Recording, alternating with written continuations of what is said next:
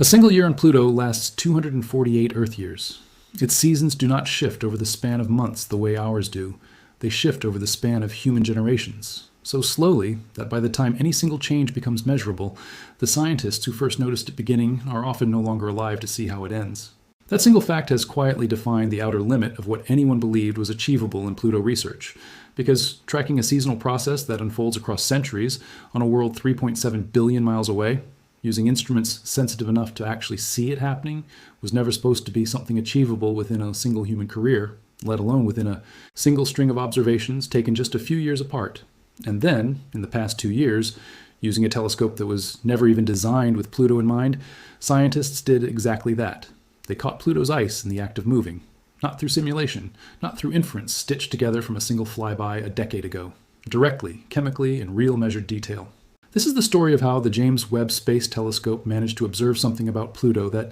by every reasonable expectation of how slowly this distant world changes, should not have been detectable at all, and why what it found is reshaping how scientists think about one of the strangest weather systems in the entire solar system. To understand why this matters, you need to understand what New Horizons actually left behind when it flew past Pluto in July of 2015. That single brief flyby produced the only close-up photographs of Pluto that exist, capturing an enormous heart-shaped glacier of frozen nitrogen ice now known as Sputnik Planitia, along with rugged water ice mountain ranges, and a thin, surprisingly structured atmosphere layered with delicate blue-tinted haze. It was an extraordinary achievement, but it was also, by necessity, a single frozen snapshot, one brief moment captured during a spacecraft's high-speed pass through the system, offering no way to observe how any of what it photographed actually changes over time. Pluto's most dramatic seasonal behavior involves exactly that kind of change, the slow redistribution of volatile ices, nitrogen, carbon monoxide, and methane sublimating directly from solid ice into gas in one hemisphere as it tilts toward the distant sun, drifting through Pluto's thin atmosphere and refreezing onto the opposite hemisphere as it rotates into darkness, a process something like a planet slowly breathing ice from one side of its body to the other across the span of centuries. New Horizons could photograph what that process had already produced. It had no way to actually watch the process happening. This is precisely the kind of observation ground-based telescopes and earlier space telescopes were never equipped to make, for the same fundamental reason that made isolating Pluto's individual atmospheric chemistry so difficult in the first place. Pluto sits so close in apparent position to its own largest moon Charon, and both objects are faint enough at these distances that no previous instrument could reliably separate their infrared signals from one another with the sensitivity needed to detect subtle, year-over-year changes in Pluto's surface ice composition. Any change happening on Pluto, specifically, risked being lost entirely inside a blurred, combined signal contaminated by Charon sitting right beside it. Detecting a slow, subtle seasonal shift under those conditions was, for all practical purposes, not something any existing telescope could reliably manage. The James Webb Space Telescope changed the terms of that problem entirely, not because it was built with Pluto's seasons in mind, but because the sensitivity engineered into its instruments for an entirely different purpose, resolving extraordinarily faint, distant galaxies near the edge of observable time, turned out to also be exactly what was needed to finally separate Pluto's thermal and chemical signal cleanly from Charon's. By using its mid-infrared instrument, known as MIRI, Webb achieved something no observatory before it had managed, isolating Pluto's individual infrared glow with enough precision to study surface and atmospheric chemistry changes specific to Pluto alone, rather than a blurred composite of both bodies. Once that separation became possible, in observations beginning in 2022 and continuing through a detailed spectrum captured in May of 2023, researchers finally had what they needed to look for the kind of slow, ongoing seasonal ice migration that had, until that point, remained essentially theoretical, inferred from models rather than directly measured from actual, repeated observation.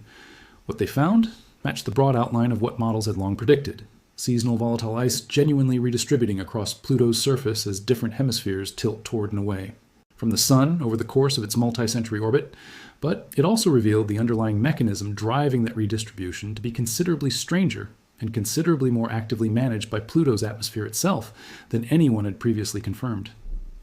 The same 2022. Observations that finally separated Pluto's thermal signal from Charon's also confirmed a 5-year-old theoretical prediction made by planetary scientist Xi Zhang at the University of California, Santa Cruz, describing Pluto's high-altitude atmospheric haze as an active climate-regulating mechanism, absorbing sunlight and radiating the energy back out as measurable mid-infrared heat, effectively cooling Pluto's entire atmosphere in a way that directly influences how and where its volatile ices sublimate and refreeze across the surface. Zhang, describing the moment his 2017 prediction was finally confirmed by real data, admitted that many of his colleagues had originally been skeptical of the idea, and that seeing it validated so directly within just a few years of first proposing it felt to his research team like a rare stroke of good fortune in a field where confirmed predictions this clean do not come along often. The same improved resolution that revealed this haze-driven seasonal engine also let researchers finally quantify something New Horizons had only glimpsed visually back in 2015, a genuinely unique interaction between Pluto and its largest moon that plays directly into the same seasonal ice story. As volatile material sublimates off Pluto's surface and drifts upward into its thin atmosphere, some portion of it does not simply refreeze back onto Pluto itself. It escapes Pluto's weak gravity entirely, crosses the roughly 12,000-mile gap separating the two worlds, and settles directly onto Charon's polar regions, where it undergoes a slow chemical transformation into the strikingly dark, reddish material visible across both of Charon's poles.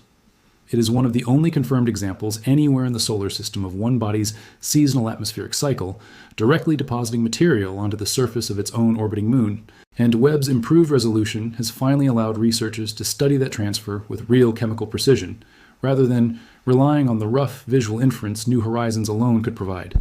Charon itself, once finally isolated from Pluto's overlapping signal, delivered its own separate surprise, one that speaks to just how much detail had been hiding in the system the entire time, invisible simply because nobody had possessed the instrument capable of finding it. In October of 2024, a research team led by planetary scientist Silvia Protopapa at the Southwest Research Institute used Webb's near-infrared spectrograph to detect carbon dioxide and hydrogen peroxide embedded directly in Charon's icy surface, too, compounds that had gone completely undetected across the entire 46 years since Charon's discovery in 1978, despite extensive prior study using every instrument available up to that point. Protopapa explained that these newly detected compounds preserved direct physical evidence of Charon's own formation and its long history of exposure to radiation, evidence quite literally frozen into the moon's surface ice, waiting for an instrument sensitive enough to finally read it. There is also a genuinely open mystery layered on top of all of this seasonal and compositional detail, one that researchers are still actively working to resolve. Buried within the same body of Webb observations, scientists identified a specific, unexplained absorption of light at a wavelength of 5.113 micrometers on Pluto's surface, a signature that, according to the research team's own published account, does not match any known chemical compound previously cataloged anywhere in planetary science.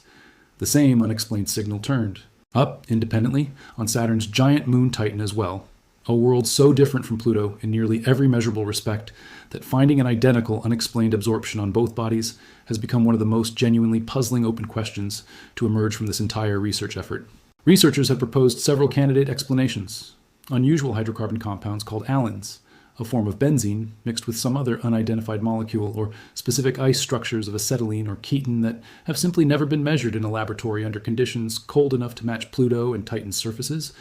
But as of right now, in the middle of 2026, no confirmed identification exists, and the scientists studying the signal are saying so plainly rather than rushing toward a premature answer.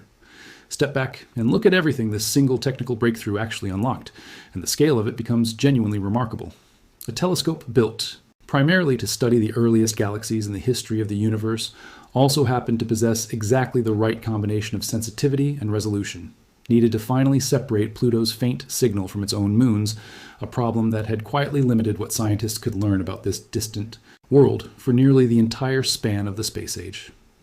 Once that barrier fell in rapid succession, researchers confirmed an active, haze-driven climate mechanism unlike anything documented on any other world in the solar system, finally observed and quantified the seasonal ice migration process that Pluto's 248-year orbit had always made theoretically real, but practically unmeasurable, traced the physical transfer of that seasonal atmospheric material directly onto the surface of Pluto's own largest moon, discovered entirely new compounds embedded in that moon's ancient ice, and stumbled onto a genuinely unidentified chemical signature shared between two of the strangest icy worlds known to exist anywhere in our solar system. None of this required Pluto to change. Pluto has been running this same slow, centuries-long seasonal cycle for as long as it has existed, entirely indifferent to whether anyone back on Earth had the tools required to actually watch it happen. And what changed is that, for the first time in the history of astronomy, An instrument finally exists that is sensitive enough to catch that slow, ancient process in the act, mid-cycle, in real measurable detail, rather than waiting for a future generation of scientists to eventually piece it together from static photographs and inherited theory. If you want to keep following what Webb finds the next time it turns back toward this distant, endlessly strange corner of the solar system, subscribe and turn on notifications, because researchers have already said this system still has more to reveal, and after everything found so far, that is not a claim anyone in this field is inclined to doubt.